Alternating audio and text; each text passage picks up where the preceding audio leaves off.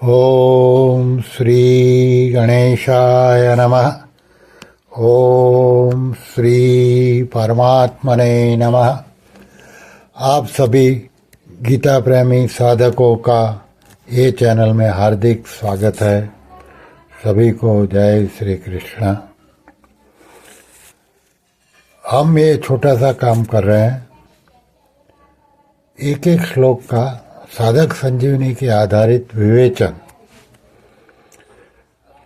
अगर आपको ये कार्य पसंद है तो हमारे हर एक वीडियो को लाइक कीजिए, ज़्यादा से ज़्यादा लोगों को शेयर कीजिए और हमारे चैनल को सब्सक्राइब कीजिए। इससे हमें बहुत प्रोत्साहन मिलता है। हमारी यात्रा में हम पहुँचे हैं अध्याय 14 श्लोक क्रमांक 3। जो भगवान की सधर्मता को प्राप्त हो जाते हैं वे तो महासर्ग में भी पैदा नहीं होते, परंतु जो प्राणी महासर्ग में पैदा होते हैं उनके उत्पन्न होने की क्या प्रक्रिया है, इसको भगवान आगे के श्लोक में बताते हैं। श्लोक क्रमांक 3। मम योनिर्महद् ब्रह्म तस्मिन् गर्भ ददाम्यहम् संभवः सर्वभूतानां ततो भवति भारत। अर्थात हे भरत वंशोद्भव अर्जुन, मेरी मूल प्रकृति तो उत्पत्ति स्थान है और मैं उसमें जीव रूप गर्भ का स्थापन करता हूँ। उससे संपूर्ण प्राणियों की उत्पत्ति होती है। अभी ये श्लोक का विवेचन। मम योनिर महद ब्रह्म, यहाँ मूल प्रकृति को महद ब्रह्म नाम से कहा गया है। इससे इसके कई कारण हो सकते हैं, जैसे परमात्मा छोटेपन और बड़ेपन से रहित है, अतः वे सूक्ष्म से भी सूक्ष्म है और महान से भी महान है। परंतु संसार की दृष्टि से सबसे बड़ी चीज मूल प्रकृति ही है। अर्थात संसार में सबसे बड़ा व्यापक तत्व मूल प्रकृति ही है। परमात्मा के सिवाय संसार में इससे बढ़कर कोई व्यापक तत्व नहीं है। इसलिए इस मूल प्रकृति को यहाँ महद ब्रह्म कहा गया है। दूसरा, महत। महत तत्व अर्थात समष्टि बुद्धि और ब्रह्म अर्थात परमात्मा, ये दोनों के बीच में होने से मूल प्रकृति को महद ब्रह्म कहा गया है।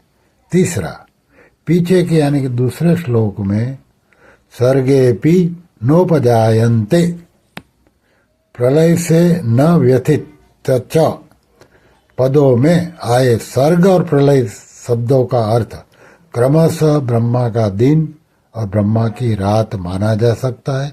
अतः उनका अर्थ महासर्ग यानी कि ब्रह्मा का प्रकट होना और महाप्रलय ब्रह्मा का लीन होना सिद्ध करने के लिए यहाँ महद ब्रह्म शब्द दिया है। तात्पर्य है कि जीवन मुक्त महापुरुषों का इस मूल प्रकृति से ही संबंध विच्छेद हो जाता है, इसलिए वे महासर्ग में भी पैदा नहीं होते और महाप्रलय से भी व्यथित नहीं होते। सबका उत्पत्ति स्थान होने से इस मूल प्रकृति को योनि कहा गया है। इसी मूल प्रकृति से अनंत ब्रह्मांड पैदा होते हैं और इसी में लीन होते हैं। इस मूल प्रकृति से ही सांसारिक अनन्य शक्तियाँ पैदा होती है। इस मूल प्रकृति के लिए मम पद का प्रयोग करके भगवान कहते हैं कि यह प्रकृति मेरी है, अतः इस पर आधिपत्य भी मेरा ही है। मेरी इच्छा के बिना यह प्रकृति अपनी तरफ से कुछ भी नहीं कर सकती। यह जो कुछ भी करती है वह सब मेरी अध्यक्षता में ही करती है, जैसा कि गीता के 9वें अध्याय के 10वें श्लोक में बताया। मैं मूल प्रकृति यानी कि महद ब्रह्म से भी श्रेष्ठ साक्षात पर ब्रह्म परमात्मा हूँ। इसको बताने के लिए भगवान ने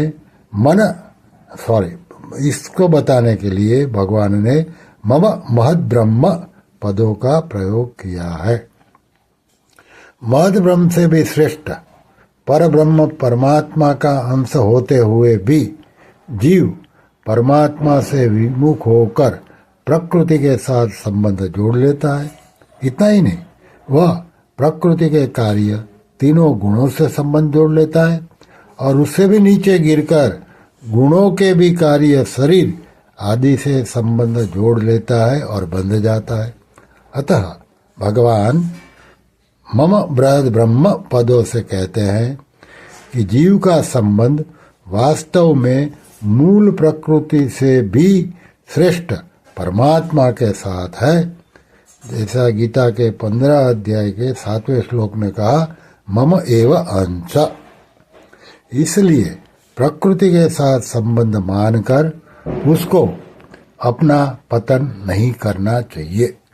आगे भगवान ने भगवान ने कहा, तस्मिन्नार्भम ददाम्यहम, यहाँ गर्भम पद कर्म संस्कार सहित जीव समुदाय का वाचक है। भगवान कोई नया गर्भ स्थापन नहीं करते। अनादिकाल से जो जीव जन्म मरण के प्रवाह में पड़े हुए हैं वे महाप्रलय के समय अपने अपने कर्म संस्कारों सहित प्रकृति में लीन हो जाते हैं, जैसे कि गीता के 9वें अध्याय के 7वें श्लोक में कहा। प्रकृति में लीन हुए जीवों के कर्म जब परिपक्व होकर फल देने के लिए उन्मुख हो जाते हैं, तब महासर्ग के आदि में भगवान उन जीवों का प्रकृति के साथ पुनः विशेष संबंध, जो कि कारण शरीर रूप से पहले से ही था, स्थापित करा देते हैं। यही भगवान के द्वारा जीव समुदाय रूप गर्भ को प्रकृति रूप योनि में स्थापन करना है। फिर आगे भगवान ने कहा, संभवः सर्वभूतानां ततो भवति भारत। भगवान के द्वारा प्रकृति में गर्भ स्थापन करने के बाद संपूर्ण प्राणियों की उत्पत्ति होती है, अर्थात वे प्राणी सूक्ष्म और स्थूल शरीर धारण करके पुनर्जन्म प्राप्त करते हैं। महासर्ग के आदि में प्राणियों का यह उत्पन्न होना ही भगवान का विसर्ग यानी कि त्याग है, आदि कर्म है, जैसा कि गीता के 8वें अध्याय के 3 श्लोक में बताया। जीव जब तक मुक्त नहीं होता तब तक प्रकृति के अंश कारण शरीर से उसका संबंध बना रहता है और वह महाप्रलय में कारण शरीर सहित ही प्रकृति में लीन होता है। भगवान के कथन का तात्पर्य है कि जन्म मरण में पड़ा हुआ होने पर भी जीव मेरा ही अंश है, उसकी सधर्मता एकता मेरे साथ है, शरीर के साथ नहीं। श्री कृष्ण शरणम मम, श्री कृष्ण शरणम मम, श्री कृष्ण शरणम मम। ओम श्री कृष्णार्पणमस्तु।